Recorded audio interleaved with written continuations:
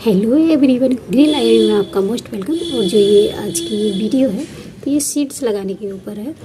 और summer season में बहुत सुंदर सुंदर फ्लावर आते हैं तो उनके मैं सीड्स बताने वाली हूँ कौन से लगा सकते हैं। कुछ हार्डी होते हैं, कुछ तो बहुत जो है कॉस्टली मिलते हैं प्लांट फ्लावर, तो उनके हैं। तो आइए वो कौन कौन से हैं। और ये बीज लगाने के लिए हमें कुछ टेम्परेचर भी देखना पड़ता है, जो सही टेम्परेचर कौन सा होता है मैं ये भी देने वाली हूँ आपको। और देखिए, जैसे इंडिया, पाकिस्तान, नेपाल, श्रीलंका और इंडिया के जो आसपास के ही इलाके हैं तो उनमें एक जैसे ही मौसम रहता है, तो ये सभी के लिए है। तो ये टेम्परेचर जहाँ 15 स्टार्ट हो जाता है समर सीजन के लिए फ्लावरिंग प्लांट और बीज लगाने के लिए, तो उनका वो सही समय होता है। तब से 15 से शुरू स्टार्ट हो जाता है। और 20 और 30 के जो टेम्परेचर होता है समर सीजन के लिए वो सबसे बेस्ट टाइम होता है। तो मार्च से लेके और वो अप्रैल तक ही होता है। तो अगर हम इसमें लगा लेते हैं तो हमारे बहुत सारे प्लांट तैयार हो जाते हैं। और देखिए मैं बताती हूँ कौन कौन से वो सीड्स हम लगा सकते हैं। और ये देखिए मेरे प्लांट फ्लावर कितने, ये अभी ये कुछ परमानेंट है और कुछ सीजनल है, तो ये अभी चल रहे हैं। बट ये कुछ दिनों में ये सूख जाएंगे और परमानेंट तो प्लांट रह जाएंगे, और बाकी ये जो सीजनल है तो ये ख़त्म हो जाएंगे। तो मैं अगर अभी लगा लूँगी तो मेरे आगे के लिए बहुत सारे प्लांट मेरे लिए समर सीजन के लिए मिल जाएंगे। तो आइए वो कौन कौन से। और आपसे छोटी सी रिक्वेस्ट है, अगर आपने चैनल को सब्सक्राइब नहीं कर रखा, न्यू हो, तो आगे की लेटेस्ट वीडियो देखने के लिए चैनल को सब्सक्राइब कर सकते हैं और अच्छी लगी तो लाइक भी कर सकते हैं। और जो समर सीजन के हम सीड्स लगाने वाले हैं, कुछ तो उसमें परमानेंट है और कुछ सीजनल है, तो मैं दोनों ही आपको इस वीडियो में देने वाली हूँ। तो सबसे पहले मैं आपको बताने वाली हूँ ये। और देखिए सालविया में बहुत सुंदर सुंदर कलर आते हैं और ये परमानेंट प्लांट होता है। और ये ज़्यादा कॉस्टली तो नहीं मिलता, बट फिर भी ये 100 रुपये से कम तो नहीं मिलता है। 100 का, कहीं 150 का, जैसे प्लांट होता है हेल्दी तो उसी हिसाब से मिलता है। तो इसका भी अगर हम इस समय सीड लगा लें तो ये हमारे बहुत सारे प्लांट बन जाएंगे, फ्री में ही तैयार हो जाएंगे। ये देखिए कुछ तो मैंने इसमें डाल दिए, ये हो गए प्लांट मेरे तैयार।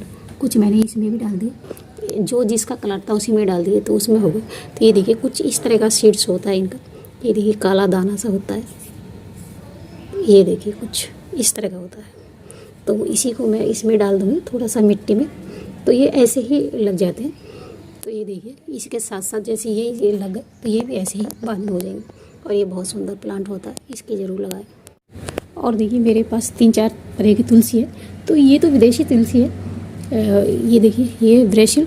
तो इसका भी सीड्स सेम ऐसा ही होता है, बस इसकी स्मेल थोड़ी अलग होती है। तो ये सब्जी में खाने वाला, इसका भी हम सीड्स लगा सकते हैं निकाल के। जब ये सूख जाते हैं तो इसका निकाल के लगा सकते हैं। और ये हमारी जो रापा श्यामा होती है तो इनका भी इस समय लगा सकते हैं।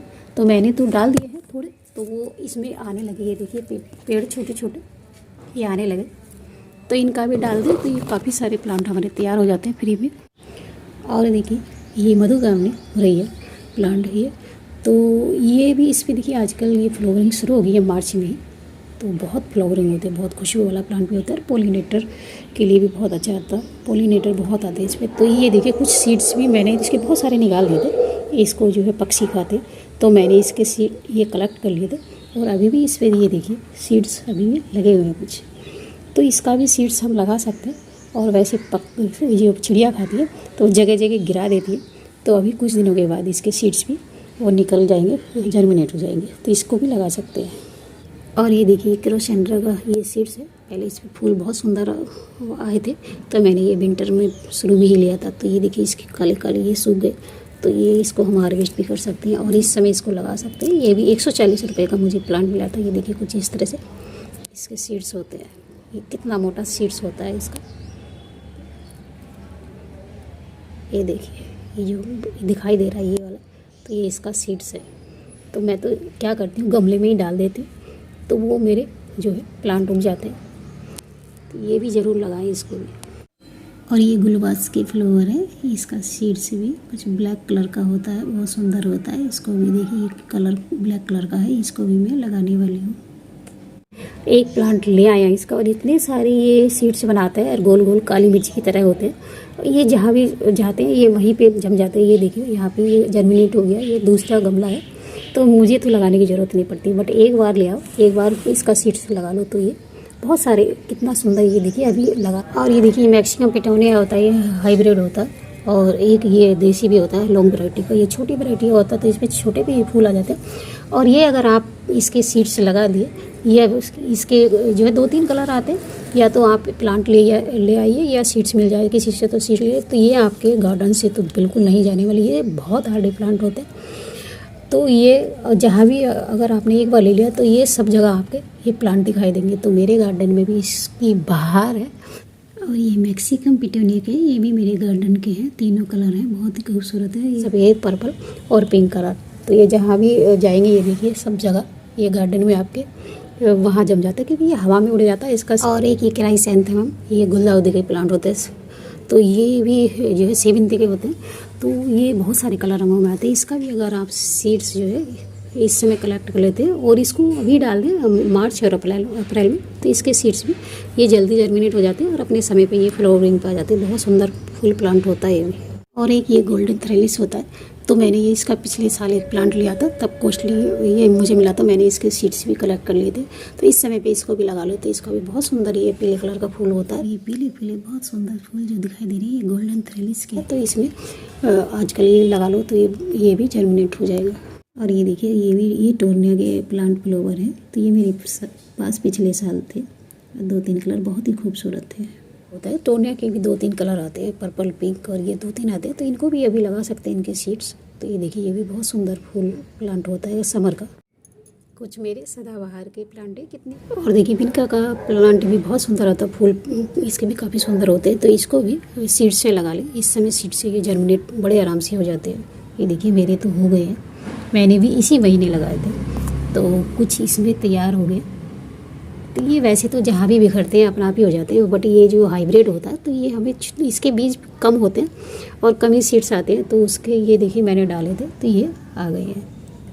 और ये जीनिया का है, ये भी मेरे पास 2 कलर में है, इसके सीड्स भी मैं इसको भी लगाने वाली हूँ। ये भी मेरे गार्डन का बहुत सुंदर फ्लावर प्लांट है, तो आप भी इसको लगा सकते हैं। देखिए एक कलर ये है इसमें, और एक कलर येलो है, एक ऑरेंज है।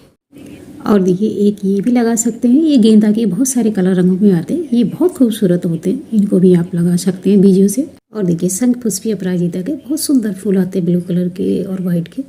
तो ये देखिए ये भी आप इसका सीड्स भी लगा सकते हैं, और मैंने भी इसका सीड्स लगा लिया है। और ये गोमप्रेना का है, गोमप्रेना के फूल प्लांट भी के सीड्स भी हम लगा सकते हैं, कई सारे कलर रंग में आते हैं। ये मेरे ही गार्डन के हैं, एक ये वाइट कलर का है और एक रानी कलर का है, तो ये बहुत खूबसूरत लगते हैं। और ये देखिए ये गुलदुपेरी और मोस रोज, और मेरे पास पिछले साल बहुत सारे प्लांट फ्लावर थे मोस रोज इसके, ये जो होती है पोर्चू लगा के। तो ये देखिए ये भी मैंने 20 कलर किए थे, तो मैं अब इसको भी सबको लगाने वाली हूँ। और मेरे पास बहुत सारे फूल प्लांट थे और बहुत सुंदर कलर रंगों में आते हैं। ये देखिए ये पीले रंग का है, और मेरे पास एक रानी कलर का भी है दूसरा। और ये देखिए इसी मंथ मैंने मार्च में ये पोर्चू लगा के ये डाल दिए थे, ये हाइब्रिड वाले, तो ये भी ये देखिए जर्मिनेट हो गई ये भी। और सीड्स जर्मिनेट करने के लिए उसका सॉयल मिक्सचर कैसा बना रहा है, अब 50% गार्डन सॉयल रख लीजिए अपनी कोई भी, और 50% उसमें सैंड रख लीजिए, और थोड़ा 1 मुट्ठी नीम खली। और अगर आपकी सैंडी सॉयल है तो कम डालना, तो ये देखिए इसके लिए परफेक्ट होता है। और थोड़ा कोकोपीट है तो उससे सॉफ्ट हो जाता है, तो ये जो है जर्मिनेट होने में इनको प्रॉब्लम नहीं होती। ये देखिए मैंने इसमें कोकोपीट डाली थी, तो ये मेरे ये सीड्स जम के तैयार हो गए। तो ये इसका सॉयल मिक्सचर है, और लगा के पानी स्प्रे से लगा के, और उसके 2 दिन के इसको ये छाया में रखे, और जब तक ये तैयार हो जाए, तीसरी पत्ती आ जाए, तब इसको धूप में रख दें।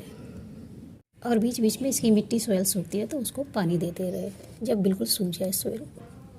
अगर हम इतने टेम्परेचर में लगाते हैं तो ये जो सीड्स जर्मिनेशन होता है बहुत फास्ट होता है, और सारी हमारे सीड्स जो है जर्मिनेट हो जाते हैं। और लाइक, कमेंट, शेयर, सब्सक्राइब कर सकते हैं। लास्ट तक बने रहने के लिए बहुत बहुत थैंक यू आपको।